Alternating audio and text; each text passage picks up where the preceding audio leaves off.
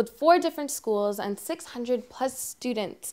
And unfortunately, we weren't able to cover the event. So right now, I have the event coordinator, Sean, joining us here in the studio to tell us more about what happened last week. Thanks, Sean, for joining us. Hi, thank you for having me. Yeah, no problem. Now, last week, you had this huge undertake, and I just want to know whose idea was it to put this flash mob together? Well, 8 weeks ago, the first week of January, me and one of my good friends, Amr Tiwana, he's an instructor at one of the schools that participated in the flash mob. We were just basically having a conversation about how we could do something different, how we could give back to the community. We're both the type of people who like to help others. And then I'm not sure how, but the idea of a flash mob got thrown out. And then after that, we knew that the Anti-Bullying Day was coming up, so we wanted to kind of merge the two and see what we could do. And then after that, he basically connected me to his school, his teaching staff, the principal there, and that basically set off a chain reaction to what happened last week. That's incredible. And you were saying that this whole event was put together very last minute, and how long did it take you to plan the whole concept? Well, the overall planning of the event actually happened within 7 weeks. So once we got connected with the schools, it was basically, we had no time to waste. We had to stay on top of it. We had elementary students involved as well as high school students. So with the elementary schools, the youngest grade was grade 5. And in terms of being able to learn the dance and then remember the dance, we knew that, especially those students, they would need like enough time, like they would need that time to learn it. So after that, once we made that initial connection with with the schools, I basically informed the students that we're going to start the rehearsals ASAP. Just because that way they would be able to perfect it. And then after that, I mean, the Shamik Dance School was kind enough, and they were definitely hardworking in all of this. They basically came down all the way from North Vancouver as well as other parts of the Lower Mainland twice a week to teach the students. That is definitely a huge undertaking. And you were saying that you had to get all of these students together to rehearse. So where did you guys all rehearse? Because you're saying people came from North Van and Surrey, all different places. Well, once we made the initial communication with the school staff, we obviously we needed a big space for them to be learning their dance. And for that to happen, the teaching staff had to cooperate with they had to change their schedules around for it to work. That was the only way it was going to work, was if the teaching staff was willing to kind of cooperate with us. And fortunately for us, they were. It wasn't easy for them. They did have to shift their schedule around. But we did manage to get blocks where instructors would, rather than teaching the class, they would send their students to the school gymnasiums. So we basically had the school gymnasiums full of approximately 150 to 200 students at a time. So that goes to each school. Each school had their own gymnasium booked for their own students. I noticed that they're all wearing the same pink shirts. So how did you guys provide all 600 plus students with the same t-shirts? Because it was anti-bullying flash mob, I wanted each student to coordinate in terms of wearing the color pink and creating that visual awareness.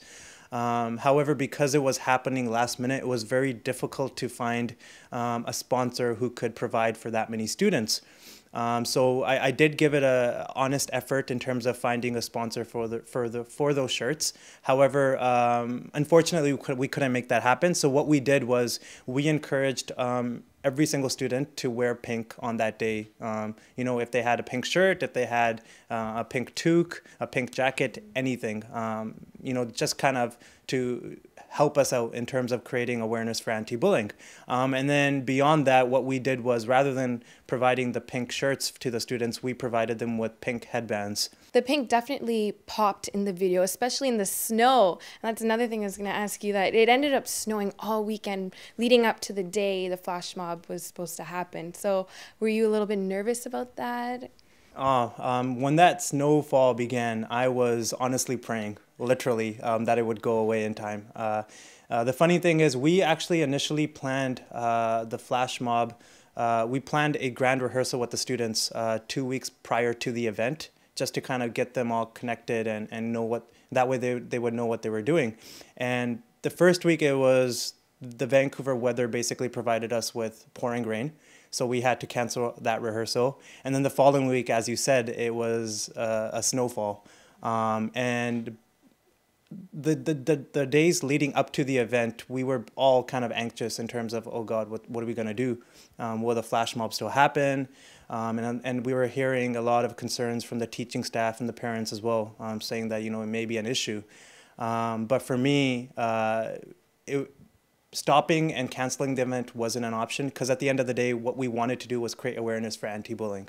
So I noticed there's a Michael Jackson song and a Bollywood song in the video. So who decided to have a Western and Bollywood collaboration? My intention was I wanted to do something that was different and something that was unique. And the fact that we were working with Surrey schools, a lot of the school population is South Asian. And I did a lot of research in terms of, I looked at a lot of online flash mob videos, and I could not find a Bollywood flash mob video, especially one that has happened here in the Lower Mainland.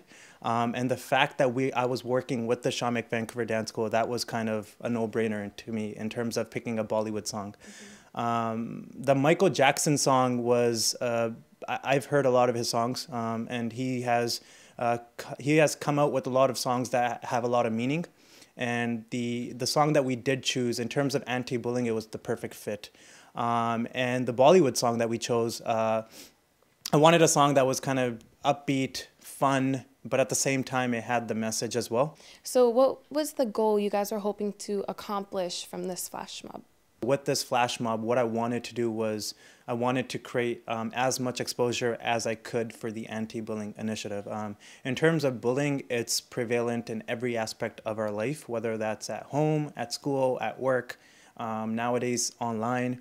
It could be physical or it could be verbal. And at the end of the day, it doesn't do anybody any good. At the end of the day, basically what you have is two victims. The person that is being bullied is the victim, obviously, and also the person that is bullying the person is a victim as well. So what I wanted to do was create maximum exposure for the anti-bullying initiative so that something can happen in terms of preventing it from happening in the future. And I know that this initiative alone will not act as that prevention. I mean, it's not going to do it on itself, but what I'm hoping is that it does act as a catalyst, and it does move our community one step closer to reaching that goal of putting an end to bullying. That's very well said. Now, what were you hoping that the students would gain from this whole experience? In terms of this event, what I wanted the students to come out with were certain values, and those values have to do with teamwork, working together, being supportive of each other, encouraging each other. And at the end of the day, I wanted to break the barrier in terms of, if it wasn't for an event like this, some of these students would have never have interacted with one another. So it kind of pushed these students to kind of break that barrier and kind of step beyond, what they're used to in terms of who they interact with. And speaking on that same note, for me, as I said, the Shamik Vancouver Dance School, I've been with them for 9 years. And in those 9 years, the one thing that I've kind of understood is that the values that they teach are similar to the ones that I wanted the students to come away with from this initiative, in terms of, as I said, being supportive, encouraging, kind of having that family environment, and working together, and promoting teamwork. So with that being said, I'm a firm believer of, and I've said this before too, that as a community, we're definitely stronger together than we are apart. So putting this flash mob together, you face so many challenges, the snow and having the worry of students not show up. So when you saw it all come together that day, how did that make you feel? I was honestly kind of speechless and kind of taken away, just because I knew that everything was done within like 7 weeks. Everything was last minute. So when I kind of stood there at the side and kind of prayed, hoping everything would work out, and when I saw that it did, I was kind of left out of words. But I mean, for that, yes, I did put in a lot of work to make this happen, but none of it would have happened if it wasn't for the support that I received from, again, everybody that made this event happen. So the Shamik Vancouver Dance School, the students, the teaching staff, the parents, the media who actually provided coverage, everybody played their role. So watching everything unfold, it definitely put the biggest smile on my face. I'm still smiling, and I hope that we continue to receive this support moving forward. Now on that note, we're gonna finally show you the incredible flash mob video that these guys put together. So here it is.